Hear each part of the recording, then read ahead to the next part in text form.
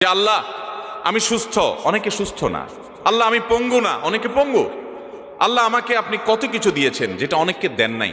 আমার চোখ দুটো ভালো, আমার অনেক নেয়ামত আমি আপনার ভোগ করছি। আল্লাহ আমি আপনার নেয়ামতের শুকরিয়া আদায় করছি, স্বীকৃতি দিচ্ছি, কৃতজ্ঞতা আদায় করছি।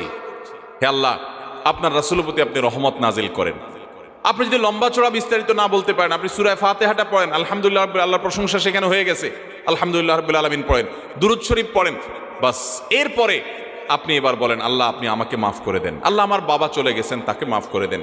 আল্লাহ আমার মা দুনিয়া থেকে চলে গেছেন, তাকে মাফ করে দেন। ভাইরা আমার, আসল কথা হলো আমরা সেই ব্যথাটাই অনুভব করি না। আপনার মৃত আত্মীয় স্বজনের জন্য যদি আপনার সেই ফিলিংস কাজ করতো তো চোখের পানি ফেল করে আসতো।